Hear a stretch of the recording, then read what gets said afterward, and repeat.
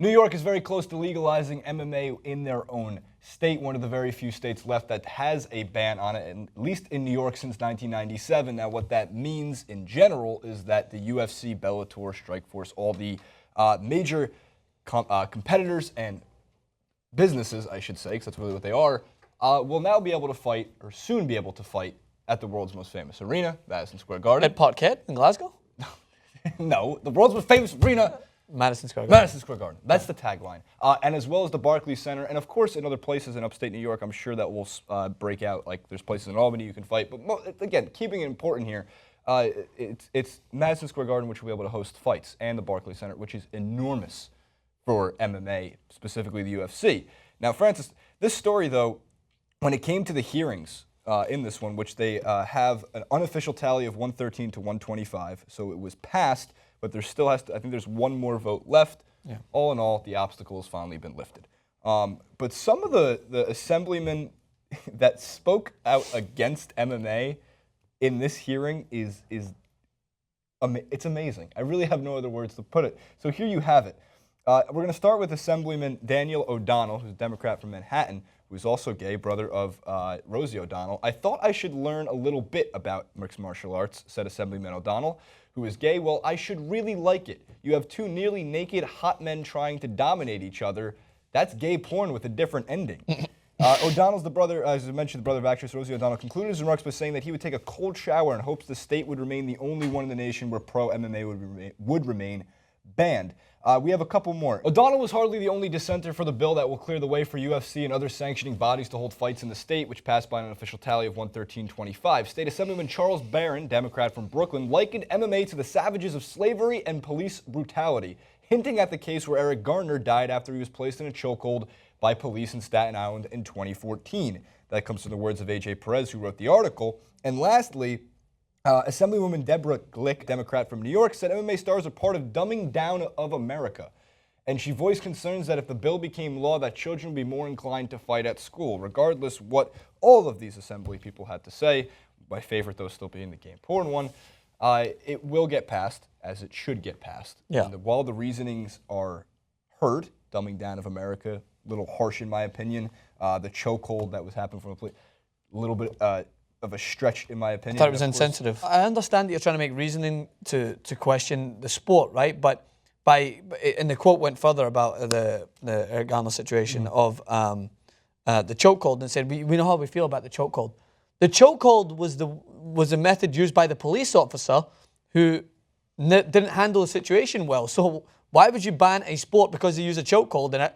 Just ban police officers from doing anything in New York, because that was the problem in that situation. It wasn't the fact that a chokehold was used. The problem was with the brutality of the police officers. Nonetheless, the even worse argument which was made in here later on, I don't think we had the quote, but it was we should hold off whilst we continue to make research into brain damage and issues that surround around that involving MMA, because it's a realistic term. Well, why the fuck are we still playing American football then?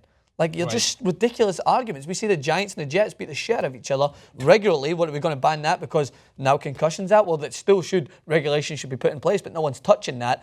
It's just, to me, they're really lifeless excuses. They're really just, they echoed throughout, and I was like, what is your real excuse? At least in the Daniel O'Donnell situation, it was funny. Right. It was a funny reason I should like it.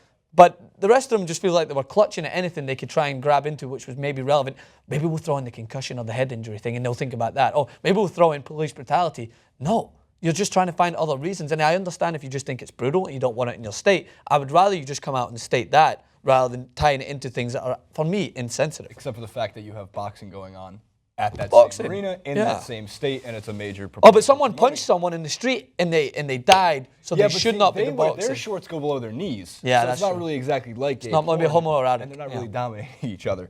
By the way, to those who backed the bill, which included 113 people, including Jose Rivera, another Democrat from the Bronx, you afraid of violence? You're lucky you didn't grow up in the South Bronx like I did. There's a good reason to back the bill. Look, this was a huge obstacle for mixed martial arts, and again, specifically the UFC, who has announced their first event in the fourth quarter of this year. The first Madison Square Garden UFC event will be held, and Bellator is looking to go to Barclays Center in Brooklyn. Interesting. All right, so why was there this giant obstacle in the first place? MMA Fighting a few years back in 2011 disclosed a union memo. And this gets interesting because basically the culinary union, which is not just cooking, but is one of the biggest unions in the country, and they have a long-standing battle between the station casinos, which is Las Vegas, right? So the hotel industry, a lot of these people are part of that. The service industry, in which the MGM Grands of the world, where the unions are employed by, they had a major pull, it seems like, in stopping the MMA from coming to New York, right? And Dana White sounded off on this for now the past 4 or 5 years, including these two quotes, which we have for you here. It has nothing to do with mixed martial arts. The reason that we're not in New York, White said, it has to do with the culinary union. The culinary union is spending millions of dollars of all these people who pay dues to keep us out of there because my partners, the Fertitta brothers, are the largest non-union gaming company in the country. He continued to say, so these union idiots, so all these people work in the culinary union, pay their money towards dues. This is what all their money is being spent towards, fighting the UFC from coming there and bringing money into the state of New York. So the memo that was released has caused a lot of backlash, at least between the UFC and the union. There's been websites drawn up by the UFC to fight against it and try to prove everything they're saying wrong, and vice versa. And what I find so amazing about this is it seems so like 1960s mob culture-esque, right? Like when Vegas was first getting built, and you know, as they say, if you're going to take a drive out to the desert, it's when you're going to get buried. Yeah. Like it's got that feel to it, and to me, it's surprising that this one union had, if they had, so much power in stopping the sport from coming to New York in the first place. But the reason I got this whole mob-esque picture in my head comes from that article itself, and a quick look at the union's website will show you that the large portion of their attention is focused on the fight to unionize station casinos, as I mentioned before. In short, the union believes that station casinos has violated workers' rights. They argue, quote, the company has illegally used threats, intimidation, interrogation, surveillance, bribery, discouragement, discrimination, discipline, and physical assault against employees engaged in lawfully protected union activity. Francis, I don't know about you, but it's a little bit of Goodfellas sounding when you got bribery, discouragement, well, not discouragement, bribery, threats, interrogation. Big words.